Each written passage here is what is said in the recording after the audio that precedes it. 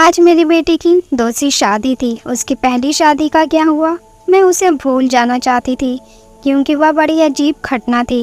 लेकिन आज उसकी दूसरी शादी थी। मुझे यकीन था कि वह मेरे बेटे का ख्याल रखेगी। मेरा बेटा बहुत कमाता था, अच्छा और बहुत सुंदर था। वह इस परिवार का एकमात्र वारिस था। सभी उसे प्यार करते थे, इसलिए किसी को भी यह बात अजीब नहीं लग रही थी कि उसकी दूसरी शादी इतनी जल्दी हो रही है। पर मेरा दिल धक धक कर रहा था। रात जैसे जैसे नज़दीक आ रही थी, मेरा दिल भी उतना ही तेज़ी से धड़क रहा था और मैं चिंतित हो रही थी। मेरी बेटी को भी इस बात का पता था। वह भी मेरी ही तरह चिंतित थी और बोली कि अगर आज भी ऐसा ही हुआ तो फिर क्या होगा। मैंने कहा, अपने मुंह से अच्छा कुछ निकालो, मैं पहले से ही चिंतित हूँ। अब सभी मेहमान आ गए हैं। पिछली बार देश में एक महामारी के कारण कितने लोगों को आमंत्रित नहीं कर सके थे, लेकिन इस शादी में सभी रिश्तेदार बहुत उत्साह के साथ आए थे। इसलिए लोग पिछली शादी के बारे में ज़्यादा नहीं जानते थे और यह भी नहीं जानते थे कि ऐसा क्या हुआ कि उन्हें फिर से शादी करनी पड़ी। मेरा बेटा इससे बहुत खुश था। कोई समस्या नहीं थी क्योंकि उसकी यह पत्नी पहली पत्नी से काफ़ी ज़्यादा खूबसूरत थी और उम्र में भी छोटी थी, तो उसे तो खुश होना ही चाहिए था। सर्दी का मौसम था, ज़्यादातर मेहमान घर में ही ठहरे हुए थे। समारोह बाहर हो रहा था, नाच गाना चल रहा था, लोग आपस में मजाक कर रहे थे। मैंने अपनी जेठानी से कहा, दुल्हन दूसरे शहर से आई है और बहुत थकी हुई है। मुझे लगता है कि उसे दूल्हे के कमरे में नहीं भेजना चाहिए। मेरी जेठानी ने कहा, तुम्हें क्या हो गया है? अभी उनकी शादी हुई है और तुम हो कि उनकी रात खराब करना चाहती हो। मानती हूँ शादी ब्याह में थकावट हो जाती है, लेकिन नया खूने कॉफ़ी शॉफ़ी पिला दो, फ्रेश हो जाएंगे और फिर सुबह रिसेप्शन भी तो है। मैं बोली, वह थक जाएगी बेचारी। मेरी जेठानी ने कहा कि आजकल कोई भी इतना नहीं थकता। लड़कियों को तो अपनी शादी करने का बहुत शौक होता है, उसे अपने बेटे के कमरे में भेज दो। अब रात के 12 बज गए थे, सुबह उठकर तैयार भी तो होना है। मुझे नहीं पता कि तुम इतना टाइम क्यों लगा रही हो। सभी रस्में हो चुकी हैं, हर कोई नाच गाकर थक गया है। बेचारी दुल्हन भी कमरे में जाना चाहती है। मेरी जेठानी तो वैसे भी बाल के खाल निकालने में माहिर थी, सबसे बड़ी थी, इसलिए सोचा उनसे सलाह मशवरा कर लो। लेकिन उसने मुझे ही बातें बता दी और फिर उसने खुद ही कहा कि अब दुल्हन कमरे में जाएगी। दुल्हन को कमरे में ले जाया गया। बाकी सब को कमरे से निकालकर मैं थोड़ी देर दुल्हन के पास ही बैठ गई। मैंने कहा, बेटा, तुम अपने परिवार में सबसे बड़ी हो, तुम बहुत ही धैर्यवान लड़की हो, इसलिए मैं तुम्हें पसंद कर लाई हूँ। देखो बेटा, जब शादी होती है तो कुछ चीज़ें ऐसी होती है जो हमें पसंद नहीं आती है, लेकिन मेरी बच्ची तुम थोड़ा सब्र करना। उसने कहा कि मुझे समझ नहीं आ रहा है कि आप क्या कह रही हैं। मैंने कहा कि अगर मेरा बेटा उल्टी सीधी बात करता है तो उसकी बातों पर ध्यान मत देना, कमरे की बात कमरे में ही रखना, सुबह मुझे बता देना, मैं तुम्हारी प्रॉब्लम को सुलझाने की कोशिश करूँगी। मेरी बात सुनकर थोड़ा घबरा गई कि मैं किस विषय में बात कर रही हूँ। वह थोड़ा घबराई थी, लेकिन उसने कहा कि ठीक है, मैं पूरी कोशिश करूँगी। अब इस घर की इज्जत भी मेरी इज्जत है। मैं दुल्हन का हाथ थपथपाकर बाहर आ गई। सब अपने अपने बिस्तर पर सोने चले गए थे। घर में बहुत सन्नाटा था क्योंकि सब बहुत थके हुए थे, इसलिए सब सो चुके थे। जाड़े की रातें वैसे भी शांत होती है, लेकिन मैं सो नहीं पा रही थी। बहुत देर बाद आखिरकार मैं सोने चली गई, लेकिन मेरी आंखों में नींद नहीं आ रही थी और मेरी आंखें बार बार देख रही थी घड़ी की ओर। काश सुबह जल्दी होता तो मेरी सारी चिंताएं खत्म हो जाती। लेकिन जैसे ही 2:30 बजे मैंने एक जोर से चीख सुनी और उसके बाद ही मुझे पता चला कि अब क्या होने वाला है। उसके बाद बार बार चीखें शुरू हो गई। यह एक लड़की के चीखने की आवाज़ थी और वह लड़की कौन हो सकती है मैं अच्छी तरह जानती थी। सभी मेहमान भी धीरे धीरे उठने लगे थे। अचानक मेरे बेटे के कमरे का दरवाज़ा खुला और मेरी बहू पागलों की तरह चीखती हुई बाहर भागी। उसे पता ही नहीं चला कि उसके पास तो दुपट्टा भी नहीं है। अस्त व्यस्त कपड़ों में बाहर भागती हुई आई थी। वह घर से बाहर भाग जाना चाहती थी। जब कुछ औरतों ने उसे पकड़ लिया और कहा, बेटा क्या हो गया? सब उसको संभालने लगी, लेकिन वह बेहोश हो गई थी। जब कोई बेहोश होता है तो उसे पानी की छींटे वगैरह मारे जाते हैं, लेकिन मेरी बहू तो पानी के छींटे मारने पर भी होश में नहीं आ रही थी। उसका पूरा शरीर ठंडा पड़ गया था। उसे फौरन अस्पताल ले जाया गया। मैं उसे अस्पताल ले जाना नहीं चाहती थी, क्योंकि फिर से वही तमाशा बन जाता, लेकिन और कोई चारा भी नहीं था। बेचारी बच्ची किसी भी तरह होश में नहीं आ रही थी। उसके माँ बाप को भी बुला लिया। उन्होंने भी एक दूसरे के कानों में बातें करनी शुरू कर दी थी। पता नहीं हमारी बेटी को क्या हो गया है, पता नहीं उसके साथ क्या सलूक किया है। वह सब लोग मुझे अजीब सी नज़रों से देख रहे थे। सवाल ही सवाल हर तरफ थे और मैं बेचारी परेशान सी हॉस्पिटल में घूम रही थी। मैंने घर आकर अपने बेटे से पूछना चाहा कि अब उसने क्या किया है, तो वह कमरे में ही नहीं था। उसका फ़ोन भी बंद था। कमरे की हालत बिल्कुल नॉर्मल थी। कोई भी ऐसी हरकत नहीं लग रही थी कि कोई चीज़ टूटी होती है या उसने अपनी बीवी पर हाथ उठाया होता। लोगों के सवालों से बचने के लिए शायद मेरा बेटा अरविंद कहीं चला गया था। फिलहाल तो मुझे बहू की फिक्र थी। मैं अस्पताल वापस आ गई। 2-3 घंटे में अस्पताल वालों ने मेरी बहू को छुट्टी दे दी। मेरी बहू हमारे घर नहीं आना चाहती थी, बहुत ज़्यादा घबराई हुई थी, लेकिन उसकी माँ ने उसे समझाया कि तुम्हारे ससुराल ही चलते हैं, नहीं तो लोगों को मैं क्या जवाब दूंगी, लोग तरह तरह की बातें बनाएंगे। मैंने भी अपनी बहू को समझाया कि बेटा सुबह मुंह दिखाई की रस्म पूरी हो जाए फिर अपनी माँ के घर चली जाना, मैं तुम्हें नहीं रोकूंगी। मेरी बात सुनकर मेरी बहू गुस्से में आ गई और बोली, फाड़ में गई आपकी रस्में, मैं आपके घर में एक पल के लिए भी नहीं रहूँगी। मैं अपने घर जाऊंगी और मुझे अपने घर जाने से ना कोई समाज रोक सकता है और ना ही कोई कानून में लिखा है। मैं पढ़ी लिखी लड़की हूँ और मुझे अपनी ज़िंदगी अपने तरीके से जीने का हक है। मुझे आपके बेटे के साथ एक पल भी नहीं रहना। मेरी बहू ने अपना फैसला सुना दिया था। मैं चुपचाप आंखों में आंसू लिए उसे देख रही थी। या तो पहले भी हो चुका था जब अरविंद की पहली शादी हुई थी।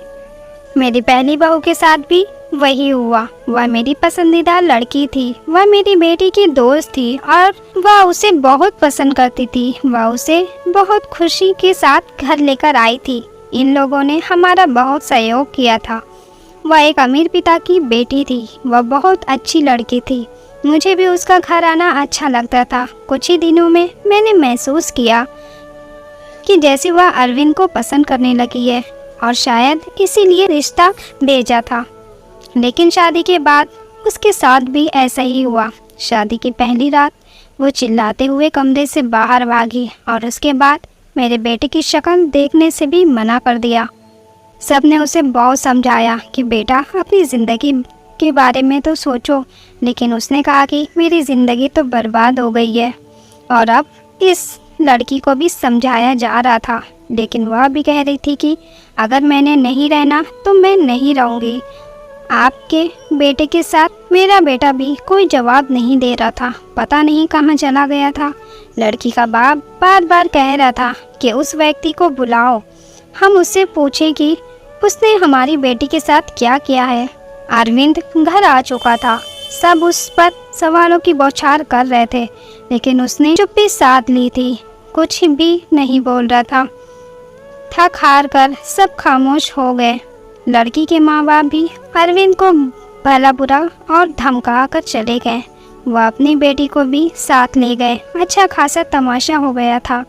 सब मेहमानों के सामने नाक कट गई थी। हमारी लड़की के माँ बाप ने हमारी बेइज्जती करने में कोई कसर नहीं छोड़ी थी, लेकिन अरविंद अपने मुंह से एक शब्द भी नहीं बोल रहा था। अरविंद के पिताजी तो पहले ही इस दुनिया से जा चुके थे। सारी बेइज्जती मुझे अकेली ही सहनी पड़ी थी। घर में जमा लोगों ने भी हमें अच्छी खासी बातें सुना डाली थी। लड़की की माँ तो काबू में ही नहीं आ रही थी, कुछ चीख चीख कर मुझे भला बुरा कह रही थी। लेकिन उस बेचारी की क्या गलती थी? आखिर उसकी बेटी की जिंदगी तबाह हुई थी। आज खुद को बहुत अकेला महसूस कर रही थी मैं। काश अरविंद के पिता होते तो इतनी जल्दी हिम्मत ना हारती। लोगों के ताने को इसने अकेले ही सुनती रही। अरविंद बड़ा था। अरविंद से छोटी मेरी एक बेटी थी जो कॉलेज में पढ़ती थी। सब लोग आपस में कानाफूसी कर रहे थे। अरविंद को लेकर तरह तरह की कहानियां बनाई जा रही थी। कोई कह रहा था पता नहीं शायद अरविंद पागल है, तो कोई कह रहा था लगता है अरविंद दिमागी मरीज है, तो कोई कह रहा था पता नहीं उसने नए दुल्हन के साथ ऐसा क्या किया कि वह इतना ज़्यादा डर गई। जितना मुंह उतनी बातें थी, लेकिन मेरे पास इन सब का कोई जवाब नहीं था। सब लोगों को असलियत पता ना हो तो वह खुद ही कहानियाँ बना लेते हैं, और खुद की बनाई हुई उल्टी सीधी कहानियाँ सच से कहीं ज़्यादा खतरनाक होती हैं। लेकिन समस्या यह थी कि सच मुझे भी तो नहीं पता था। ऐसा क्या था कि सुहागरात को ही मेरी बहू मेरे बेटे के कमरे से चीखती हुई भागती थी। उस लड़की ने भी तो मुझे कुछ नहीं बताया था। मैंने खुद ही अपने मन में सोचा हो सकता है उसने अपने माँ बाप को कुछ बताया हो। सच जानने के लिए मैंने उनके घर फ़ोन कर लिया। भले ही वह हमसे रिश्ता ख़त्म कर गए थे, लेकिन इंसानियत के नाते ही मैंने उसका हाल चाल लेने के लिए फ़ोन किया। फ़ोन लड़की की माँ ने उठाया था। मैंने पूछा अब कैसी तबीयत है आपकी बेटी की? मेरी आवाज़ सुनते ही वह भड़क गई थी और बोली मेरी बेटी अब तक ठीक नहीं हुई है, खबरदार जो आगे से फ़ोन किया। यह सब सुनकर मैं बहुत ज़्यादा परेशान हो गई थी। मेरी पहली बहू के साथ भी ऐसा ही हुआ था। मेरी बेटी ने बताया था कि वह कम से कम 6-7 महीने तक बीमार रही थी। आखिर क्या प्रॉब्लम थी मेरे बेटे को? मुझे कुछ समझ नहीं आ रहा था। क्या कमी थी कि उसकी पत्नियां उसे डर के भाग जाती थी। अरविंद की बात करूं तो अरविंद बहुत ही सीधा साधा सा बच्चा था। बचपन से ही कम बोलने वाला था, लेकिन उसके अंदर कोई भी हरकत ऐसी नहीं थी कि जो अब नॉर्मल होती। अरविंद मेरी पहली संतान थी। हमने उसे बहुत ही लाड प्यार से पाला था, लेकिन हमारे इतना लाड प्यार देने से भी वह बिगड़ा नहीं था। हाँ, उसे अपनी सुंदरता पर घमंड जरूर था। वह कहता मेरी खूबसूरती और स्मार्टनेस के आगे सब पानी भरते हैं। उसको पहनने ओढ़ने का बहुत शौक था। अच्छी अच्छी ब्रांडेड चीज़ें पहनना। पढ़ाई में भी अच्छा था। नौकरी भी टाइम से कर ली थी। अपनी बहन के लिए भी एक जिम्मेदार भाई था। अपनी बहन श्रुति को कॉलेज लेकर जाता और वापस लेकर आता। घर में खर्चे के लिए पैसे भी देता। कभी मुझसे ऊंची आवाज़ में बात नहीं करता था। उसके दोस्त भी कोई ऐसे नहीं थे जो मैं कहती कि गलत संगत में पड़ गया है। कोई नशा भी नहीं करता था। बस उसके कुछ गिने चुने ही दोस्त थी। यह सबसे अच्छा दोस्त था जो बाहर विदेश में रहता था। कभी कभी उससे फ़ोन पर बात भी होती थी। उसने भी अपने दोस्त की बात करवाता था। कभी कभी मुझसे कहता मम्मी क्यों ना हम भी श्रुति की शादी इसी से कर दें, बहुत ही अच्छा लड़का है। कुल मिलाकर सब कुछ नॉर्मल ही था, लेकिन यह जो इस बार हुआ था यह बिल्कुल भी नॉर्मल नहीं था। पता नहीं मेरे बेटे में क्या कमी थी। ऐसा क्या करता था अपनी पत्नियों के साथ कि वह भाग जाती थी। दिन धीरे धीरे आगे सरकते गए। अरविंद थोड़ा नॉर्मल हो चुका था। अब घर में थोड़ी बहुत बात करने लगा था। इस बार मैंने सोचा कि अरविंद की तीसरी शादी करवाऊं और ऐसी लड़की से करवाऊं जो मुझे बताए कि आखिर सुहागरात के कमरे में अरविंद ऐसा क्या करता है कि दुल्हन भाग जाती है। अरविंद की दो पत्नियों से तलाक हो चुकी थी। मैं यह भी चाहती थी कि जो बहू आए वह मेरे घर में ही रहे, यहाँ से भाग कर ना जाए। मैं किसी की जिंदगी बर्बाद करना नहीं चाहती थी, क्योंकि मैं भी एक बेटी की माँ थी और मैं यह अच्छी तरह से जानती थी कि तलाक का धब्बा एक लड़की के लिए कितनी बड़ी बदनामी होता है। बहुत सोच विचार के बाद मैं इस नतीजे पर पहुंची कि अरविंद की शादी एक शादीशुदा औरत से करवाऊंगी जिसकी पहले से ही शादी हो चुकी हो और वह तलाकशुदा हो या फिर विधवा हो।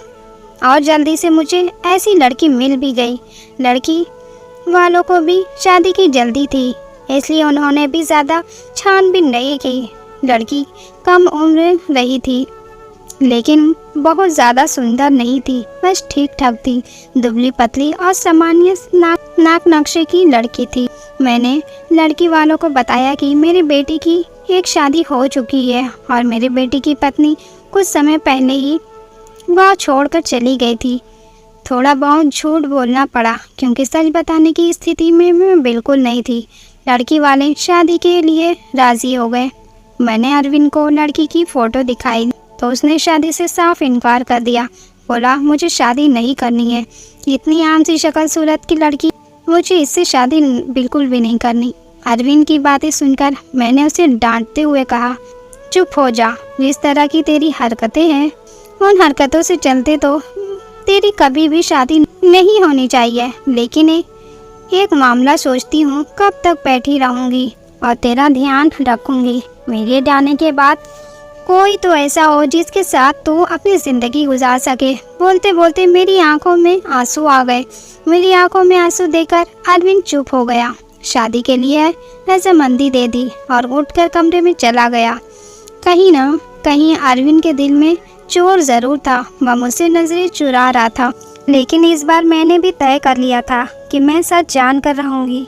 मैंने पहले ही सोच लिया था कि इस बार मैं लड़की को अपने भरोसे पर ले लूँगी, लेकिन उसे यह नहीं बताऊँगी कि पहले उसकी पत्नी डर कर भाग गई थी।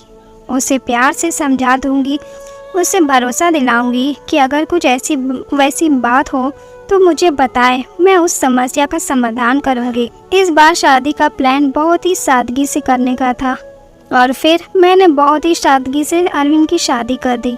लड़की का नाम रश्मि था, बहुत ही प्यारी बच्ची थी। मेरी बेटी ने मना भी कर दिया था कि मम्मी रहने दो, भाई को भी भाई के हाल पर छोड़ दो। लेकिन मैंने उसे समझाया था कि बेटा, हो सकता है तेरे भाई के साथ कुछ मसला हो जिसे सुलझाना हमारा फ़र्ज़ है। इधर शादी निपट गई। इस बार मैंने ज़्यादा मेहमान को नहीं बुलाया था। घर में कुछ ही मेहमान थे जो कि मेरे रिश्तेदार नहीं बल्कि कुछ जानने वाले थे।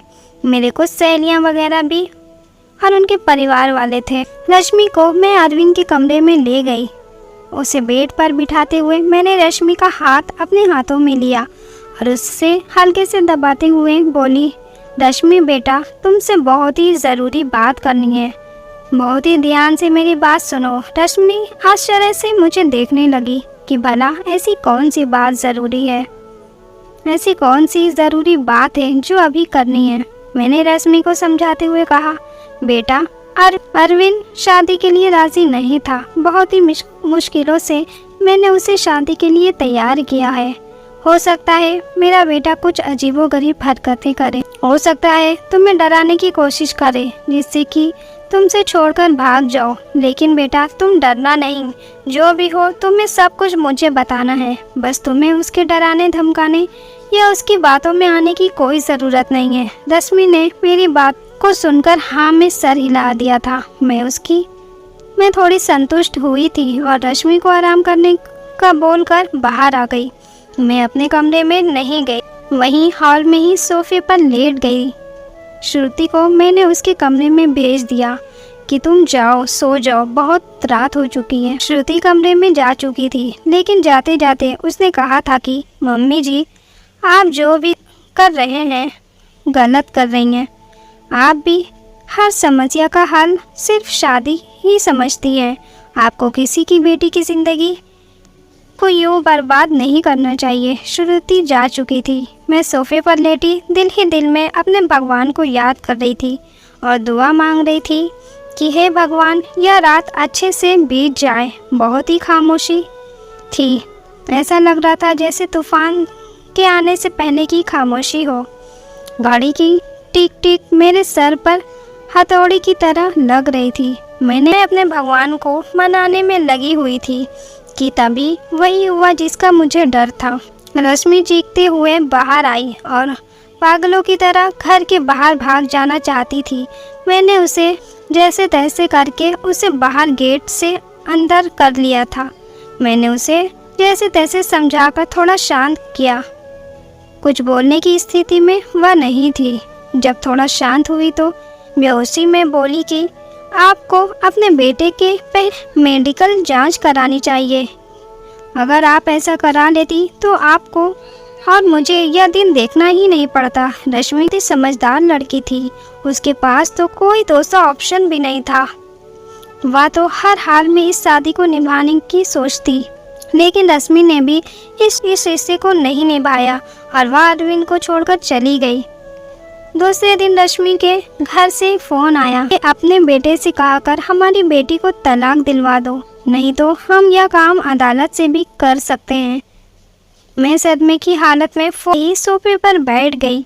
यानी कि अब अरविंद को कोई मजबूरी में भी अपनाने के लिए तैयार नहीं था।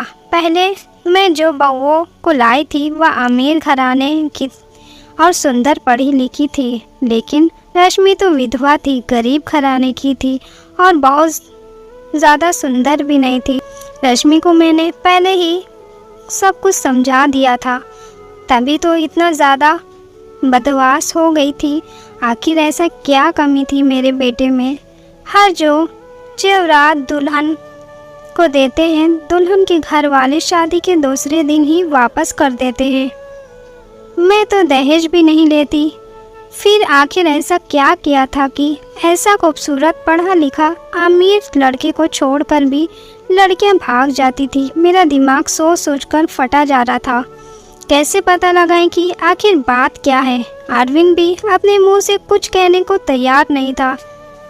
जब भी इस बारे में कुछ पूछती, कुछ बात करने की कोशिश करती, तो वो उठकर बाहर चला जाता, मुझे बात करने का मौका ही नहीं देता। लेकिन अब मैं हर वक्त अरविंद पर नज़र रखने लगी थी, उसकी एक एक हरकत पर ध्यान देती।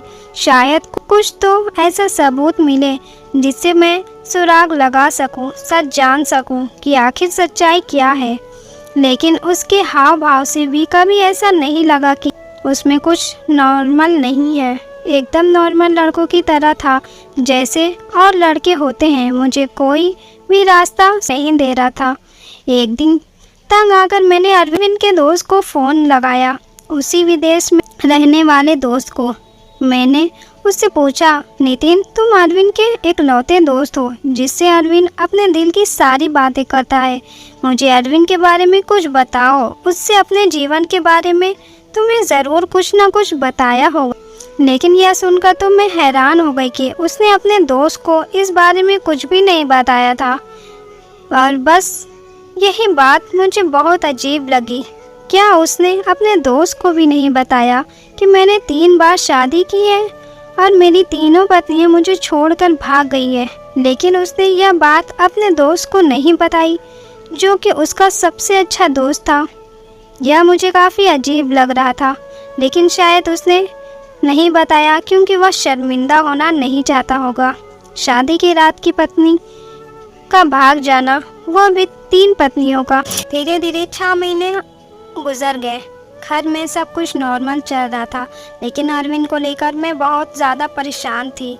ऐसा क्या था जो दुल्हन शादी की पहली रात ही भाग जाती थी? मैंने एक बार फिर अरविंद की शादी करने के लिए सोचा। इस बार मैंने ठान लिया कि सच्चाई जानकर ही रहूँगी। इस बार मैंने लड़की को सब कुछ बता दिया, कुछ भी नहीं छुपाया। और लड़की भी किसी ऐसी लाई जिसे की सख्त ज़रूरत थी, क्योंकि ये लोग बहुत गरीब थे और उसके घर में उसके 2 छोटे भाई थे। मैं कहा, तुम्हारे दोनों भाइयों की पढ़ाई की जिम्मेदारियां मेरे ऊपर है। शादी में भी आप लोगों को कुछ भी खर्चा नहीं करना पड़ेगा। लड़की को तो मैंने राज़ी कर लिया था, लेकिन लड़की के माँ बाप भी राज़ी हो गए। लेकिन मैंने यह बात लड़की के माता पिता को नहीं बताई, बस लड़की को बता दी थी। लड़की थोड़ी घबराई हुई थी, लेकिन मैंने शादी से पहले ही सारी बात लड़की को बता दी थी, लड़की को समझा दी थी। पहले तो वो बहुत ज़्यादा डर गई थी, फिर खुद को संभालते हुए बोली कि कुछ भी हो, मैं इस शादी के लिए तैयार हूँ। अगर मेरे थोड़े से त्याग से मेरे भाइयों की ज़िंदगी बनती है तो उसमें बुराई क्या है। जो कुछ भी होगा उससे सहन करूँगी। और वैसे भी सारे समझौते औरतों को ही करने पड़ते हैं। लड़की जिसका नाम सुमन था, भले ही घर की थी, लेकिन बहुत ही संस्कारी समझदार लड़की थी। मुझे दिल ही दिल में खुशी हुई कि अगर सुमन मेरी बहू बनती है और मेरे घर में टिकी रहती है तो ये मेरे लिए बहुत ही सौभाग्य की बात होगी। संस्कारी होने के साथ साथ सुमन बहुत ही खूबसूरत भी थी। और इस बार शादी मंदिर में हुई थी। सब कुछ ठीक था। और हैरानी की बात तो यह थी कि रात गुजर चुकी थी और सुबह हो चुकी थी। सुबह होते ही मैंने कमरे का दरवाज़ा खटखटाया, लेकिन किसी ने दरवाज़ा नहीं खोला। मैं बहुत परेशान थी, कोई दरवाज़ा नहीं खोल रहा था। थोड़ी देर बाद कमरे की दूसरी चाबी लेकर आई और मैंने खुद दरवाज़ा खोला। कमरे में अंदर का दृश्य देखकर मेरी चीख निकल गई। मेरी बहू बेहोश पड़ी थी। अरविंद कमरे में कहीं भी नज़र नहीं आ रहा था, शायद बाथरूम में था। मैंने जल्दी से डॉक्टर को बुलाया। डॉक्टर ने कहा कि वह सिर्फ और सिर्फ डर की वजह से बेहोश हुई है।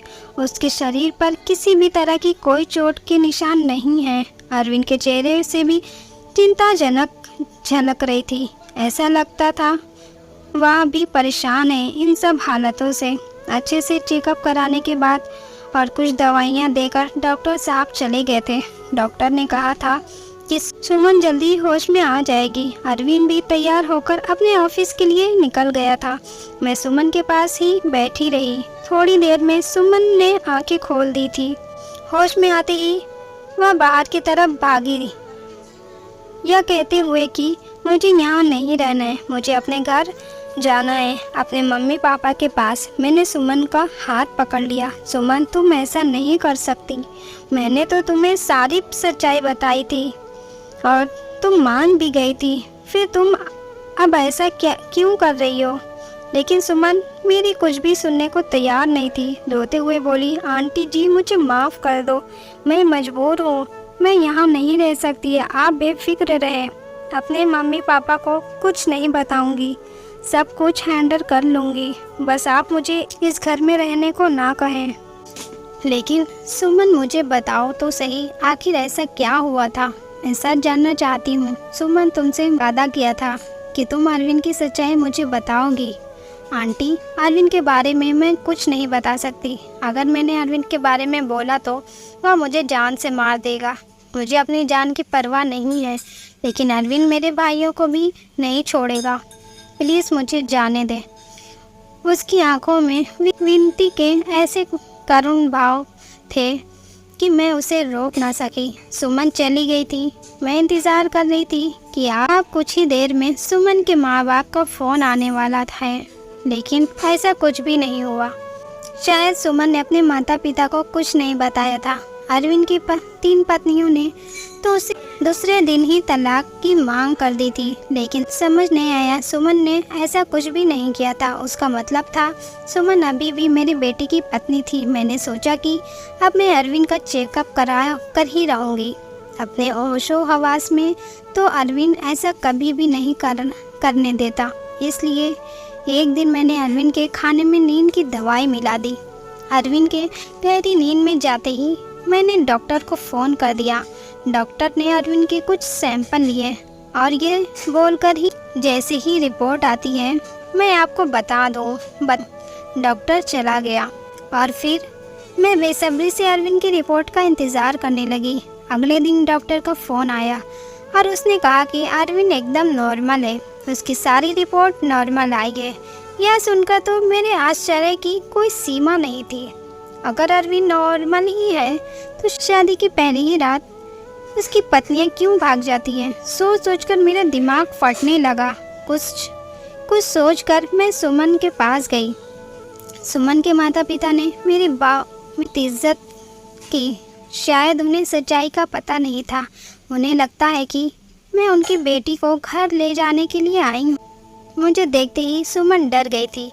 वह हम लोगों के साथ ज़्यादा नहीं बैठी और अंदर कमरे में चली गई। मैं भी सुमन के पीछे पीछे उसके कमरे में आ गई। मुझे देखते ही सुमन बोली, आंटी जी मैंने आपको पहले ही भी कहा था कि मैं आपके घर नहीं रह सकती, फिर आप मुझे लेने क्यों आई हैं? मैंने सुमन को बहुत ही प्यार से अपने पास बिठाया और उसके सामने हाथ जोड़ते हुए बोली, सुमन मेरी उम्मीद की आखिरी किरण अब तुम ही हो। तुम ही मुझे बता सकती हो कि आखिर मेरे बेटे में क्या कमी है। एक मजबूर माँ तुमसे हाथ जोड़कर विनती करती है, प्लीज़ मना मत करना।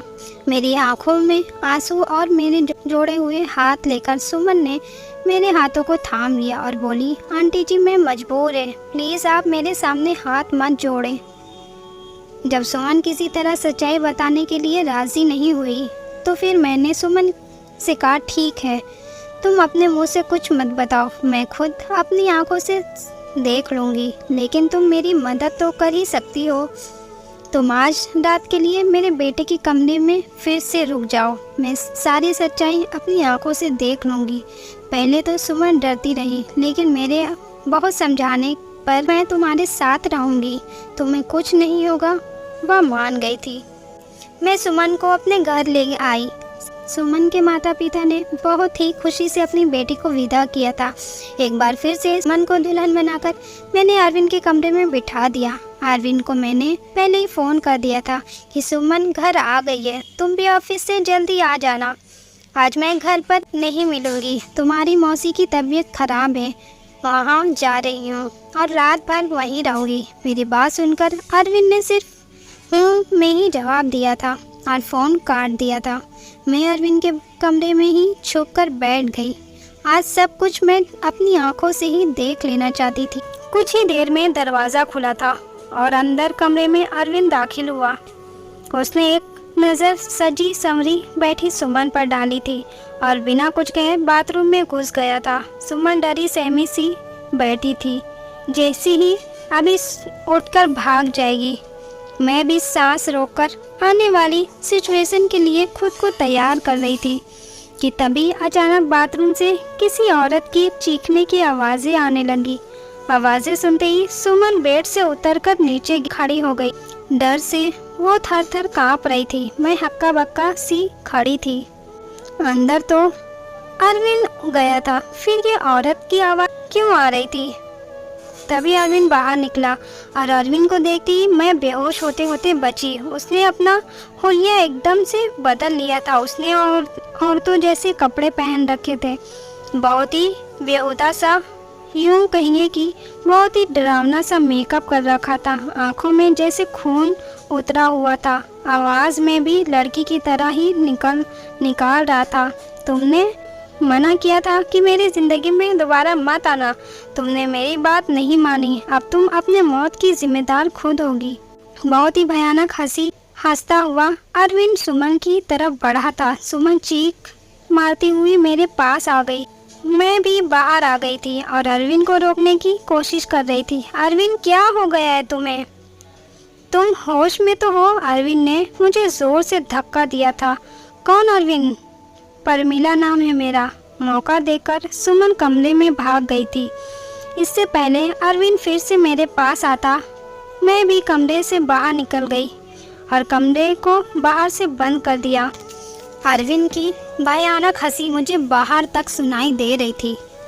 मैंने डरी सहमी सुमन को अपने सीने से लगा लिया, हालांकि मैं खुद भी बहुत ज़्यादा डरी हुई थी। आंटी जी मुझे नहीं मरना है, अरविंद मुझे ज़िंदा नहीं छोड़ेगा।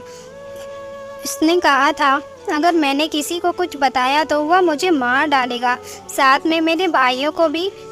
मुझे और मेरे भाइयों को बचा लो आंटी जी, कुछ नहीं होगा। सुमन शांत हो जाओ, मैं सब कुछ संभाल लूँगी। मेरे दिमाग में थोड़ा काम करना शुरू किया तो सबसे पहले ख्याल मेरे दिल में यही आया कि शायद अरविंद पर किसी भूत का साया है। सुमन को मैंने अपने रूम में ही सुला दिया था। सुबह उठते ही से पहले मैंने अपनी फैमिली डॉक्टर को फ़ोन किया था। 8 बजे डॉक्टर हमारे घर पर थे। मैंने उन्हें सारे हालात से अवगत कराया। साथ ही मैंने डॉक्टर से यह भी कहा कि मुझे लगता है कि अरविंद पर किसी भूत का साया है। मेरी बात सुनकर डॉक्टर ने कहा था, मुझे नहीं लगता कि यह किसी भूत का साया है, मुझे तो एक दिमागी मरीज़ लगता है।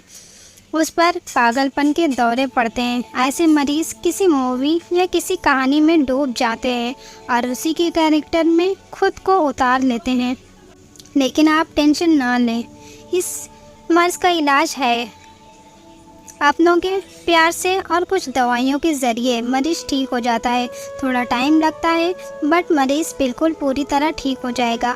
नई दुल्हन को देखकर अरविंद पर पागलपन के दौरे पड़ते हैं और यह दौरे अरविंद को क्यों पड़ते हैं इसका सुराग उसके कमरे से ही मिलेगा। एक बार सुराग हाथ लग जाएगा तो उसका इलाज हम अच्छे से कर सकेंगे। डॉक्टर मुझे तसल्ली देकर चले गए थे। सुमन जाग चुकी थी, रात से थोड़ा सामान्य लग रही थी। मैंने उसे नाश्ता कराया। नाश्ता करते हुए सुमन बोली कि मुझे लगता है कि अब मुझे घर चले जाना चाहिए। सुमन के सर पर हाथ फेरते हुए मैं बोली, सुमन बेटा, सबसे पहले तो तुम मुझे आंटी कहना बंद कर दो, मुझे मम्मी जी कहो। और दूसरी बात, यही तुम्हारा घर है। इतना सब कुछ अपनी आंखों से देखने के बाद भी आप यह सब कैसे कह सकती हैं? सुमन ने हैरानी से पूछा। मैंने तुमसे कहा, अभी डॉक्टर से मेरी बात हुई। अरविंद बिल्कुल ठीक हो जाएगा, बस उसे थोड़े से प्यार और थोड़ी सी देखभाल की ज़रूरत है जो हम दोनों मिलकर उसे देंगे। मेरा यकीन करो, अरविंद बहुत ही अच्छा लड़का है, तुम्हें बहुत ही प्यार से रखेगा। मेरे बहुत देर समझाने पर और अपने माँ बाप के हालात को देखते हुए सुमन राज़ी हो गई थी। मैंने बहुत ही प्यार से सुमन से कहा, बेटा अब तो एक बार मुझे मम्मी जी कहो। और सुमन ने मुस्कुराते हुए मुझे मम्मी जी कहा था, जिसे सुनकर मेरे दिल में ठंडक उतर गई।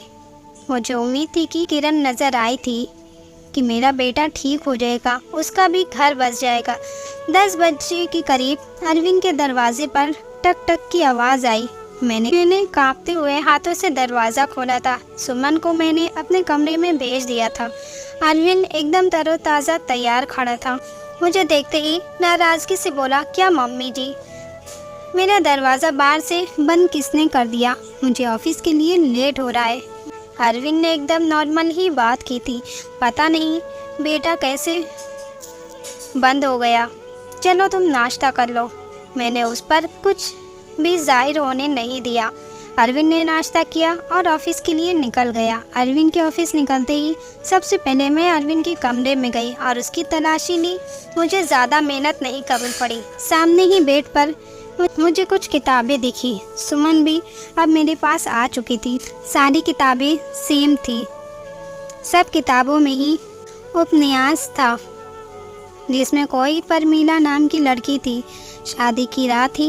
उसके पति ने उसे कमरे से धक्के देकर बाहर निकाल दिया था और अगले ही दिन दूसरी दुल्हन ले आया था। परमीला धीरे धीरे दिमागी मरीज बन गई थी।